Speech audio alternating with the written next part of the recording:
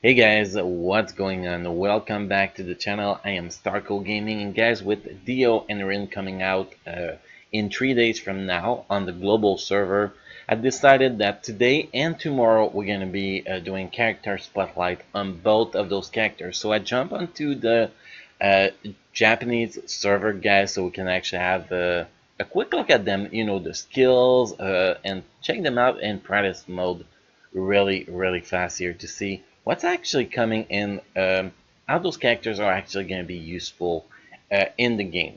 My first feedback I got about those two characters, guys, is that they're going to be mainly focused on PvP defense, but we gotta understand why, and we're gonna see if they are actually worth building for that, guys. So the first video of this two-video series is going to be Dio. Well, his full name is Ruler of the Demon World Dio.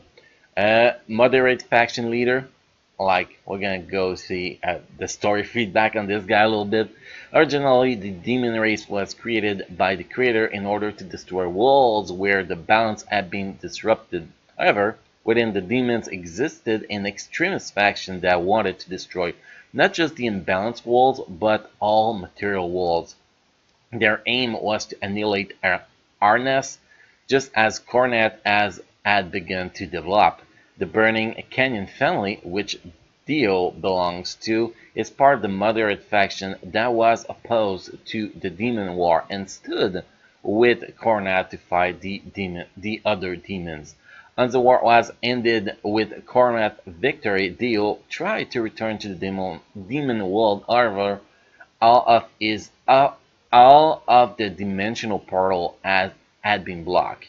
He attempted to seal his own power and tried to enter the portal, but nearly 2,000 years had passed in process. Suddenly, a dimensional portal opened in Archimedia, and in order to handle it, he was forced to unleash his power, and from then on, he joined the Grand Chase. So that's pretty much the backup story for a ruler of the demon world Dio, guys. Now we're gonna jump, we're gonna take a look at his avatar here. See, that's actually gonna come to 1300 crystal gems, whatever, guys. I think it looks much better like that. It's Winter Nightmare Dio, and then we have the regular avatar, the 5 stars, Leviathan Dio, 6 stars, regular Dio, and the gem avatar for Dio here.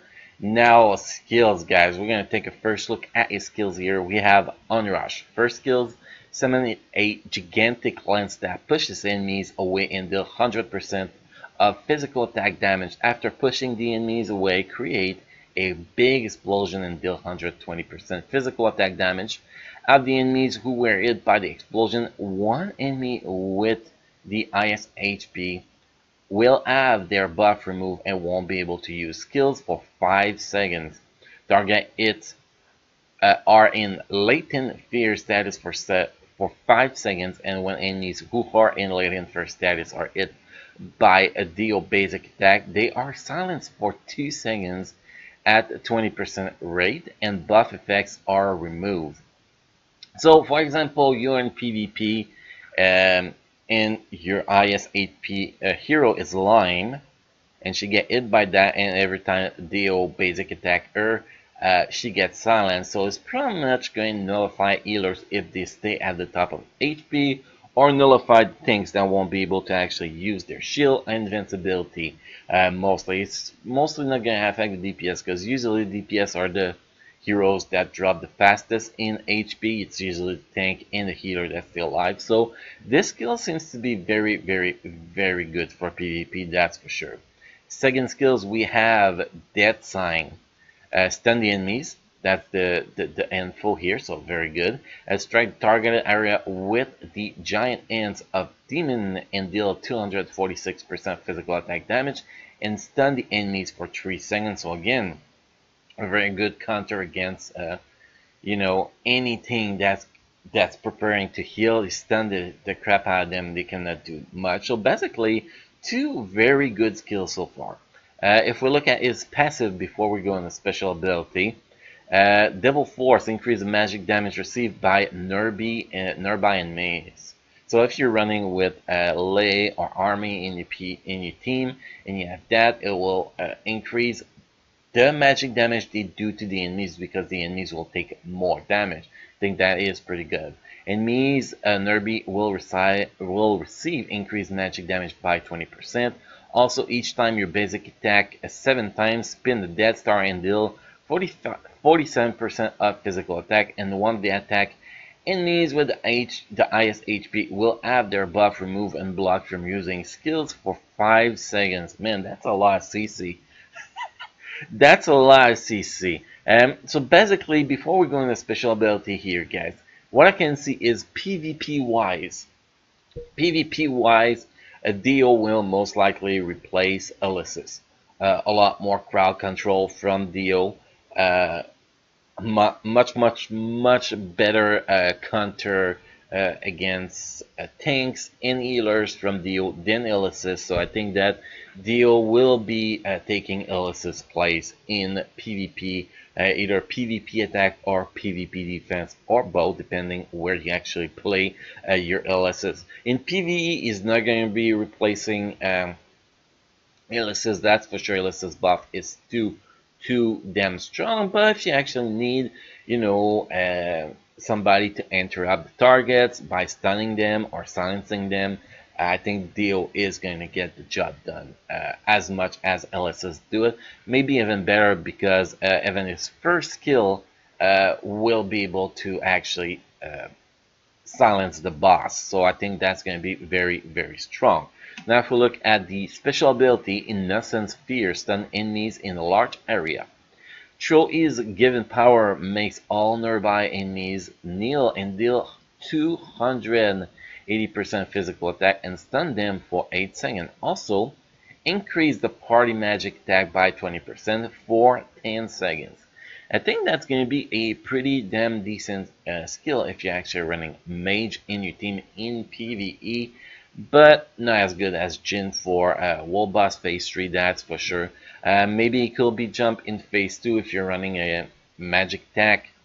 In Phase 2 for World Boss, I think that could be good, but otherwise this guy is going to be PvP exclusive in my personal opinion. So we're going to jump in practice mode, guys. We're going to go see how those skills actually work, because we got to test shit.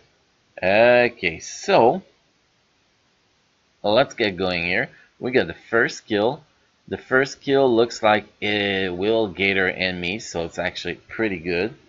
Then we got the second skill here that will stun the target. Yep. Then he will do his basic attack. Now if we attack that, the highest HP target is going to get silenced. You can see the silence icon here. And if we use this ability here, damn, this is huge. This is a huge area. This is a special ability, guys. That's going to stun the target, do a lot of damage, and increase magic attack. So let's see. Yeah, that's a huge, massive stun here, guys. It's actually pretty impressive. Pretty impressive in my opinion. The second skill stun area is a little bit small, but if you pair that with, for example, the last ability to actually get her ads, I think it will do a pretty good job. I think it will do a pretty good job to get her with last, or lay ability to get her enemies. Then you can drop down to the target, attacking your range too. I think those are going to be very, very, very useful skills. So basically, my opinion on this guy, guys, is that he's going to be a massive, massive control guy. He will do so much control with stun, silences. I think that is going to be amazing for PvP, and like I said, PvE content that require a lot of stun, silence, interrupt, all that kind of stuff. I think that Dio is going to be performing very, very, very well at that. Now, if you have no intention on, focusing on PvP, I highly recommend you to not even think about this guy, as it's going to be 90% of his focus is PvP wise, guys. His damage is Not considered that great yet, at least on the tier list from the Japanese server and Philippine server. So I'm not expecting him to be to change overnight and be very good at PvE overnight. But PvP wise, this guy's going to be his main focus, and he's going to perform pretty well in PvP. Now, guys. For people watching, if you come from the Philippine server and Korean server, please feel free to leave us some feedback about Dio in the comment section of this video so we have a better opinion. Other than that, guys, we're going to be recruiting him on Friday when this banner is up.